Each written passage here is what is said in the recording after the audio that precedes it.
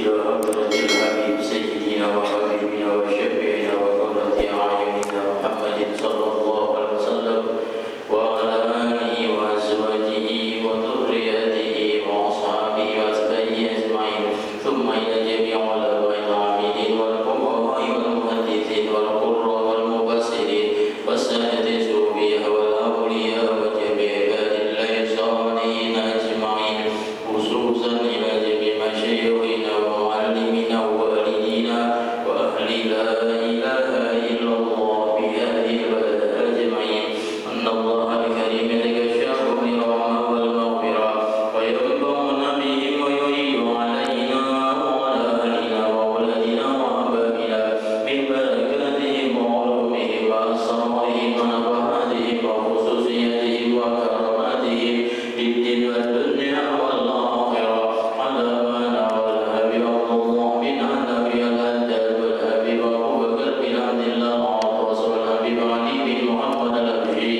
وجميع مشايخنا ومعلمينا وسلف صالحون كل الزمان بسر النبي وعلي وآل النبي وبسر الفاتحة.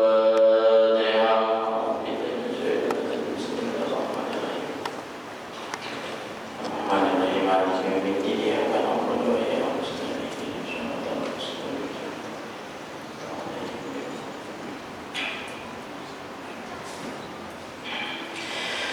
Hasbi Rabbi Jallallah ma bi qalbi ghairullah Nur Muhammad sallallahu la ilaha illallah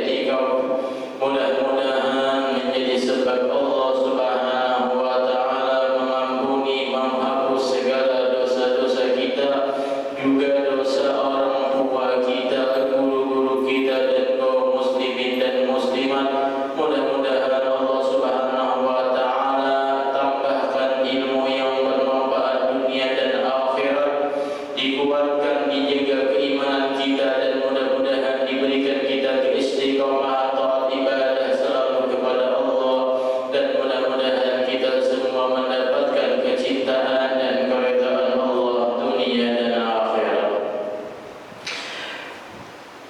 Hadirin hadirat jamaah rahimakumullah. Qala al-musannif rahimahullah wa nafa'ana bi ulumihi fid dharain amin. Kemudian dalil sifatil wujud khamsatun, dalil-dalil sifat wujud Allah itu ada 5. Maka yang ketiga adalah dalil aqli. Dalil aqli atau dalil akal pikiran. Allah Subhanahu wa ta'ala telah mendesain manusia agar bisa dan mampu bermakrifat kepada Allah Subhanahu wa ta'ala, yaitu dengan Allah berikan akal yang sempurna. Akal yang sempurna.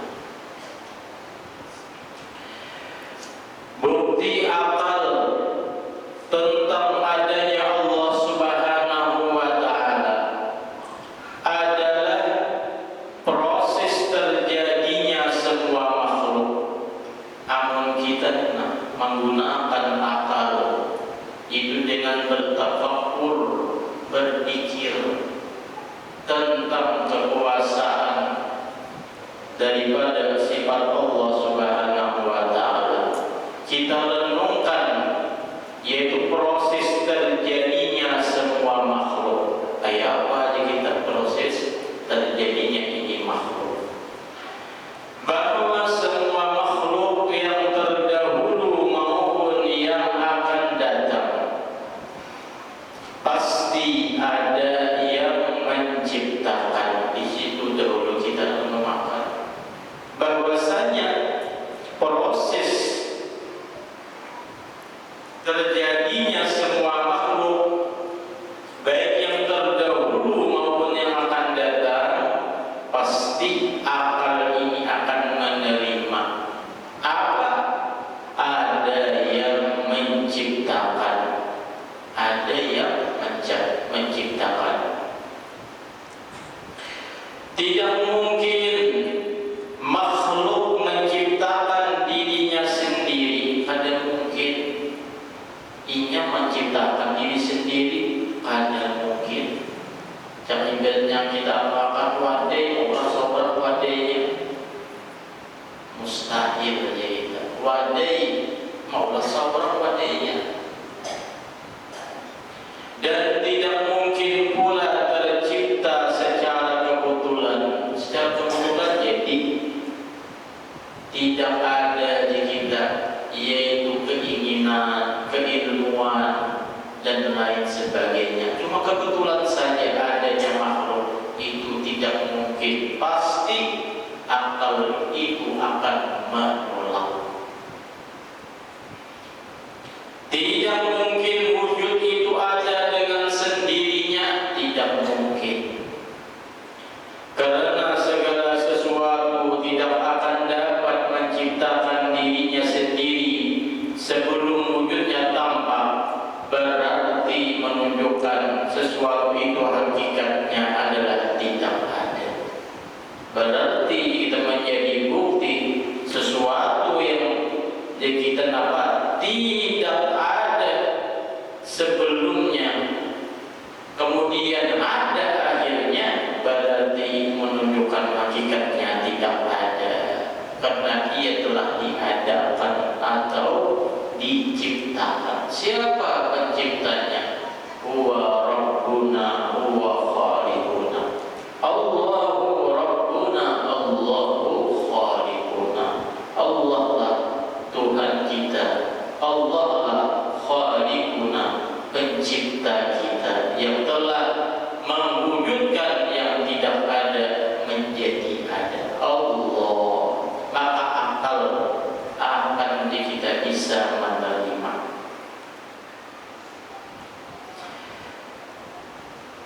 Hadirin hadirat jamaah rahimakumullah. Kemudian lihatlah sekeliling Anda dari tempat duduk kita, dimanapun kita duduk, coba bawa melihat-lihat kita sambil bertafakur, sambil merenungkan akan segala sesuatu yang ada di sekeliling kita. Lihatlah sekeliling Anda dari tempat duduk Anda, akan Anda dapati bahwa segala sesuatu di ruangan ini adalah buatan. Kita melihat apa saja yang ada di sekeliling kita, dindingnya, napanya apa? Napa? Bahwasanya segala sesuatu di ruangan ini adalah buatan, ulaan kita. Dapat situ dari kita. Segala sesuatu yang ada di ruangan ini adalah buatan atau ulaan. Dindingnya sendiri, pelapisnya, atapnya, kursi tempat duduk Anda, gelas di atas meja, dan pernak-pernik tak terhitung lainnya, tidak ada satupun yang berada di ruangan Anda dengan kehendak mereka. Adanya yang ada di sekitar kita, di sekeliling kita ini adalah buatan atau ulaan. Jadi nampak buatan dan ulaan. Gulungan tikar sederhana pun dibuat oleh seseorang hamba kita. Ada yang mengulang. Semuanya yang ada di sekeliling kita ini tidak muncul dengan spontan atau secara kebetulan. Semuanya ada yang maulah membikinnya. Siapa kira-kira? Itu kita pikir apa? Oh, pasti ada yang mengolah dan membikinnya.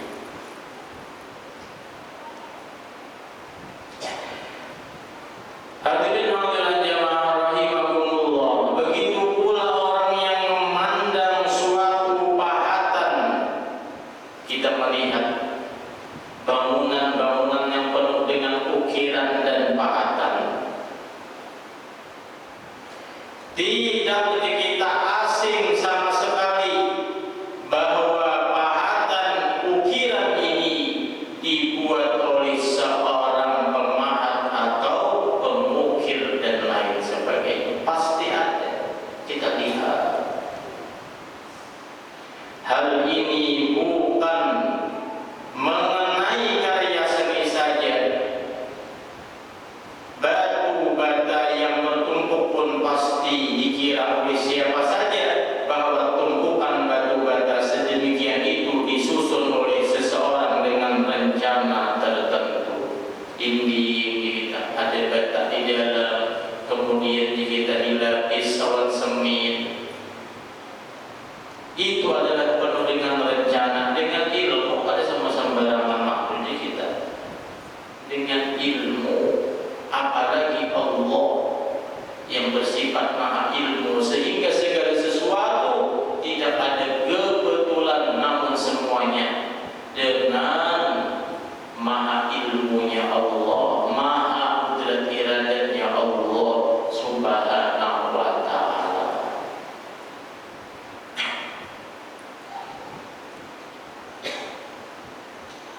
Karena itu di mana saja yang terdapat suatu keteraturan, entah besar atau kecil, pasti ada penyusun dan pelindung keteraturan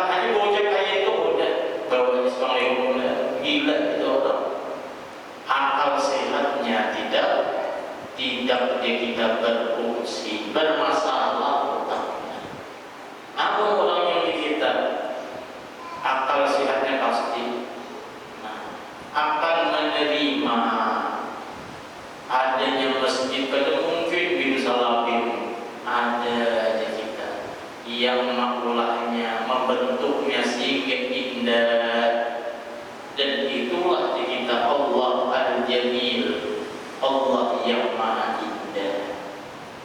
Segala keindahan-keindahan yang kita lihat itu menunjukkan dalil Allah yang bersifat maha indah. Allah yang bersifat maha indah. Segala sesuatu ada kelebihan dan kebesaran itu kembali kepada dalil sifat, yaitu Allah Subhanahu wa ta'ala. Allah bernampak, Allah maha zahir, maka menampakkan akan kelebihannya, baik dari segi ilmunya dan lain-lain sebagainya. Namun sudah itu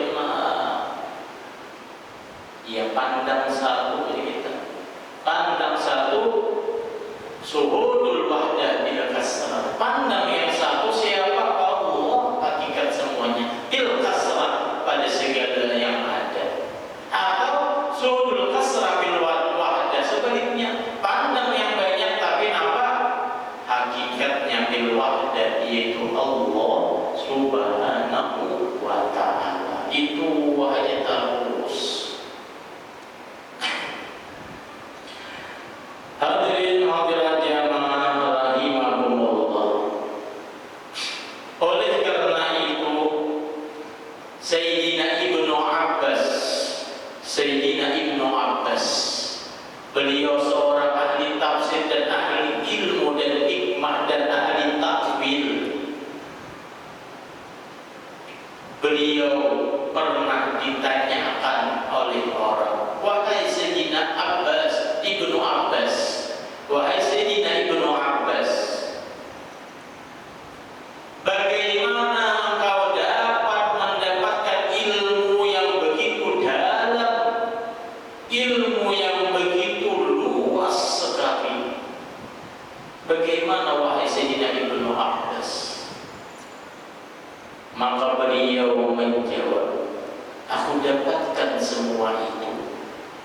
Pertama, bikasratis su'al wa tafkir wa qalbil tafkir.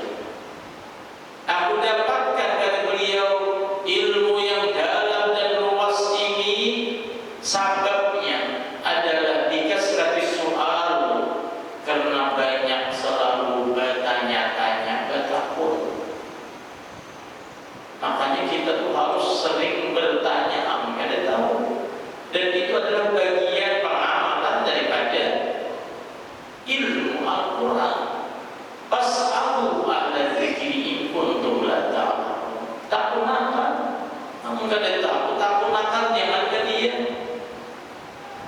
Di jalan aja, namun kada bertakun ragu-ragu sasar. Apalagi tentang ilmu. Maka Sayyidina Ibnu Abbas mendapatkan keluasan kedatangan ilmu di kasratis su'al. Beliau selalu bertanya, gimana ini, kayak apa pemahamannya? Kasratis su'al wal qalbi tafkir, dan hati yang selalu berpikir. Karena mengetahui aja tak hati kan memakan mencerna, ada dapat hati yang selalu berpikir.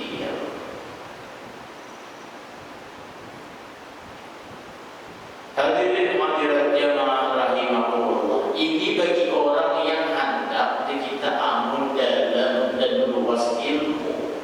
Jadi Sayyidina Ibnu Abbas banyak bertakun. Yang angkat itu Imam Abu Hanifah. Imam Abu Hanifah disebutkan di dalam kitab Ta'lim Muta'allim. Maka sidin sambil berdagang, sambil apabila ada yang datang bertakun itu dari mana? Oh, kota ini ada guru di situ ini. Kayak sedih tahu karena masalah kayak banyak kita tahu. Imam Abu Hanifah akhirnya boleh menjadi orang yang yaitu dijadikan sandaran sebagai mazhab Abu Hanifah. Gawiannya berdagang, gawiannya adalah namun di dalam berdagang sambil bertakun. Jika pagi ini kita guru banyak gampangnya, kadang guru jadi kawan mama ini. adalah kawan.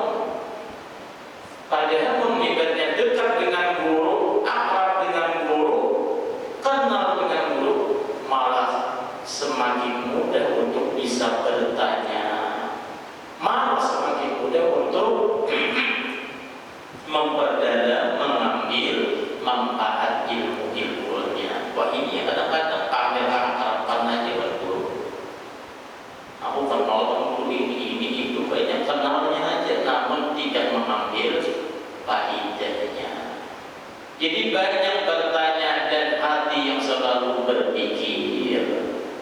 Nah sebaliknya, kalau di dalam wilayah untuk memperdapatkan wilayah kedudukan maqam di sisi Allah Subhanahu wa Ta'ala adalah sama kasratus soal, banyak soal, hati banyak selalu berdoa kepada Allah dan hati yang selalu berpikir. Jadi banyak berdoa, namun hendak mendapatkan wilayah maqam kedudukan mulia di sisi Allah. Mau tidak mau, sebagaimana ilmu kalau hendak luas dan dalam, banyak selalu menanyakan tentang ilmu. Kalau ingin mendapatkan wilayah maqam kedudukan mulia di sisi Allah, banyak yaitu berdoa kepada Allah. Bahkan tidak bisa lepas dia daripada Allah, selalu berdoa. Makanya baginda Nabi mengajarkan apapun segala sesuatu ada doanya. Ada guring, ada doa, ada makan, habis berguring, habis makan, namanya aja ada doanya. Dan doa yang di atas doa yang sangat disuka dan dicinta oleh Allah, doa-doa yang kita minta di dalam ritual yang mana Allah wajibkan, karena Allah sebenarnya sayang, cinta kepada orang tersebut, adalah doa-doa yang terkandung di dalam sembahyang. Doa-doa yang terkandung di dalam sembahyang. Makanya kita dalam sembahyang keseluruhan kulluha doa. Sembahyang dari awal sampai akhir adalah doa. Berarti kalau kita sembahyang, kita telah memperbanyak doa kepada Allah. Disambung dengan hati yang berpikir. Jadi kita sembahyang memang harus hati ini hadir, hati ini khusyuk, hati ini selalu berpikir tentang daripada doa-doa yang kita minta. Baik doa di dalam sembahyang melewati ucapan bacaan maupun gerakan-gerakan perbuatan-perbuatan sembahyang, semuanya adalah doa-doa kepada Allah Subhanahu wa Ta'ala. Semuanya doa. Berarti yang semuanya doa, iya tadi harusnya pikiran kita tidak ada lagi selain sembahyang. Sibuk badan kita dengan doa tadi. Kadang kau lagi memikirkan yang lain sebenarnya. Kenapa? Baik ucapan maupun perbuatan, gerakan, semuanya adalah doa. Adalah doa. Sehingga kita pun akhirnya menjadi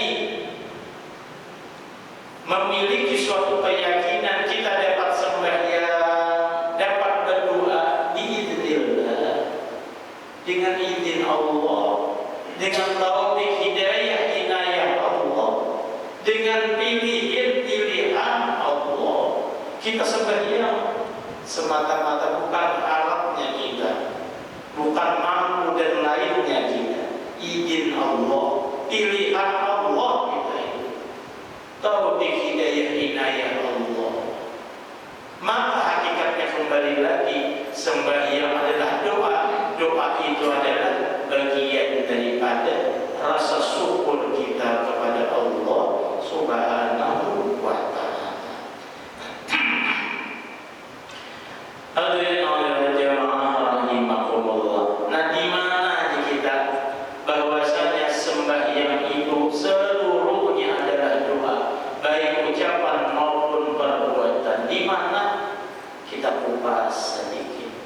yang mulai kita takbir sudah diulang-ulang, belajar dari masukkan ilmunya ke dalam diri kita. Allahu Akbar. Hakikatnya apa? Berdoa, berharap, ya Allah aku menyerah kepadamu, menyerah, dan aku mengagungkanmu, membesarkanmu. Lewat mana ya Allah? Lewat lisan aku ucapkan Allahu Akbar. Lewat gerakan ya Allah aku angkat ini tanda, yaitu menyerahnya. Dan hatiku seperti itu juga, karena hati bertafakkur.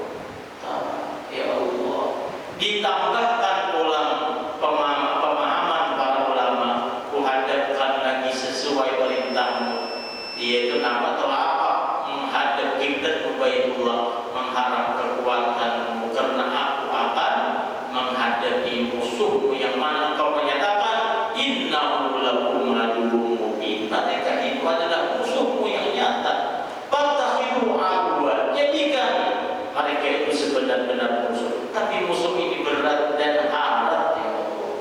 Maka lewat sembahyang aku minta kekuatan Allah, kuhadapkan itu telapak ini untuk mengambil di kita ikhtiar kekuatan Allah. Sudah dapat, kita yakin bahwa itu dikabulkan tak Anda. Ya kita tahan nafsu, jangan sampai naik. Nafsu adalah tunggangan daripada syaitan pula. Jangan sampai menguasai kepala dan di kita hati.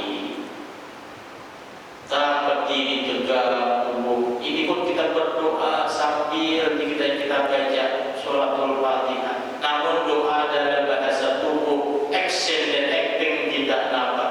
Ya Allah, jadikan sebagaimana kau jadikan dalam diriku ada unsur hatinya ya Allah. Maka teruskan ya Allah, tetapkan seperti ini saja, semangat namun tidak pernah kendur.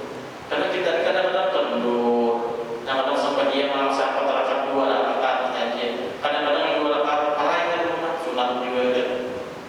Maka dalam sembahyang kita minta istiqomah, dan istiqomah adalah khairun min alfi karamah, lebih baik daripada 1000 karamah. Kawal terus wa'bud rabbaka hatta ya'tiyakal yaqin. Sembahlah, ibadahlah selalu kepada Tuhanmu sampai engkau wafat dan pulang ke rahmat-Nya. Dalam sembahyang kita meminta ujub-ujub, dalam ruku, dalam sujud, supaya kita pada merasa dengan anugerah itu kita mengakui, ya di sujud kita akan sujud ya Allah. Jadikanlah hamba yang selalu merendah. Jangan wani-wani sekali-kali ya Allah mengakui aku adalah harap ilmu dan lain sebagainya. Jadikanlah hamba yang selalu merendah, yang maha tinggi, yang maha mulia, maha berilmu dan segalanya hanya Engkau. Di dalam sujud itu kita anukan, hati kita hadirkan. Ini adalah doa kita. Walaupun jadi orang kaya ya Allah, itu anugerah-Mu, namun jadikan tetap kayanya itu bukan aku miliki, namun aku memandangnya sebagai amanah ya Allah, sehingga menjadi orang kaya yang tidak sombong, orang kaya yang tidak bangga diri. Andai berilmu ya Allah, ini ya Allah cuma dalil menunjukkan Engkau yang maha berilmu. Jangan sampai mengakui aku orang yang alim, aku orang yang berilmu. Andai berpangkat jabatan, Engkau ya Allah yang memiliki kemuliaan di atas kemuliaan, jabatan di atas jabatan. Jangan sampai ya Allah hamba ini mengakui, bahkan itu mungkin berupa cobaan dirimu. Apakah hamba sadar dan bisa melihat itu semata-mata adalah milikmu? Engkau ingin menampakkan agar aku bisa mengenalimu ya Allah. Di dalam sujud kita meminta jangan sedikit ada sombong itu, rasa harap. Maka di dalam hadis disebutkan nampak siapa saja yang memiliki kesombongan dalam hati walaupun sejarah, seperti sawi ini kita harus benar. Bisa dikatakan karena kawan ini dan kawan mata, saya itu hanya tidak dia harus mendapat sanksi karena telah mengambil kepunyaan Allah. Sanksinya adalah mestinya tempatnya hanya di neraka. Alhamdulillah. Sedikit saja kita akui, iya udah salah sebenarnya.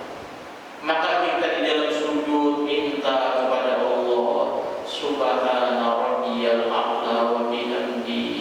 Kita sucikan Engkau ya Allah yang Maha Suci, Engkau yang Maha Tinggi dan Maha segalanya. Hamba cuma meminta ya Allah, jadikan selalu yang merendah dan sadar dan alim selalu, yaitu kepada diri hamba dan kepada hamba seperti ini pun semata-mata karena izin dan pilihan-Mu. Di situ makanya begini Nabi sujudnya lawas sampai disangka Sayyidah Aisyah wafat sama Nabi dalam keadaan sujud lawasnya. Karena apa? Banyak yang diantarkan di kita hati itu yang ditawajukan dihadapkan kepada Allah berupa doa-doa. Rabiatul Adawiyah sujudnya di waktu malam lawas. Oh, yang diminta apa ya Allah? Hamba minta rahmat kasih sayang. Jangan ya Allah sedikit pun Engkau pandang hamba ini dengan pandangan murka dan marah. Dan tidak sanggup hamba ya Allah. Itu yang sama langsung untuk sujudnya. Dinaiki makin itu ada tak lagi udah. Apa harapan doa kepada Allah ya Allah, cintai hamba. Jangan hamba ini walaupun sedetik jangan sampai mendapatkan pandangan daripada murka dan marah-Mu ya Allah. Subhanallah, tangis Rabiatul Adawiyah membaca sujudnya. Duduk di antara dua sujud kuyuk-kuyuk, yang mana doa yang sudah dipatenkan oleh Allah, doa yang terbaik. Tidak ada doa yang seperti itu yang sangat komplit. Nah, apa kita baca di situ kita hakikat tanah unsur kita. Nah, duduk bersimpu, benar-benar duduk seorang hamba. Namun duduk di kursi masih kayak haram saja seperti yang itu. Karena asal yang sunnah itu duduknya duduk kayak itu. Kalau kita mampu lagi, itulah duduk yang kita hakikat kehambaan. Ternyata duduk di situ mengakui aku adalah benar-benar hamba-Mu yang tidak ada daya dan kekuatan. Maka dibaca Rabbighfirli, ampuni hamba ya Allah. Hamba adalah banyak dosa salahnya, banyak khilafnya. Warhamni, sama aja kita apa yang diminta Rabiatul Adawiyah. Sayangi, rahmati selalu hamba ini, rahmati selalu hamba ini. Wajburni, cukupkan hamba ini ya Allah. Kan diminta disuruh kakak kita di luar sembahyang bisa. Ya Allah, kayakan hamba. Tapi di dalam sembahyang Allah patinkan, mintalah cukup. Wajburni, cukupkan hamba ya Allah. Karena musuhinya kita bapaknya orang sugi kita sih malah bertambah tamak. Berarti kalau orang bertambah tamak semakin miskin dirinya sebenarnya, karena tidak puas. Diisi rumah sebuah anak dua tiga ada ini banyak bulanan dapat ada cukup juga. Orang-orang lagi menilai memandang sugi benar sih ini, tapi dirinya tidak merasakan, bahkan dirinya tersiksa dengan perasaan kekurangan. Pada jalan sembahyang luar biasa, itulah yang paling bagus. Dan namun kita minta sugihan ketakutan juga kalau merasa sugih dengan murka Allah Ta'ala. Tapi kalau wajib durni, cukupkan hamba ya Allah. Halal sembahyang. Wajib durni, warfa'ani, angkat derajat hamba ya Allah di sisi-Mu. Hamba ingin mendapatkannya, yaitu tempat wilayah setinggi-tingginya tidak dapat di sisi-Mu ya Allah. Warfa'ani, wahdini, berilah selalu hidayah hamba ini. Yang paling hidayah jadi pedagang yang selalu dapat hidayah sehingga tidak akan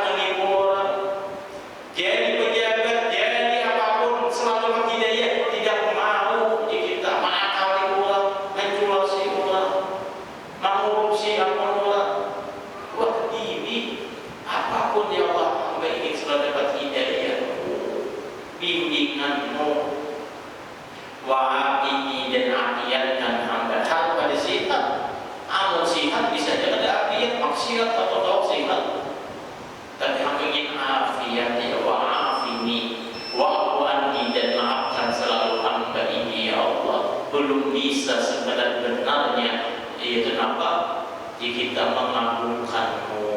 Luar biasa sembahyang kamu. Aduh, jadi banyak kekurangan kita di dalam sembahyang.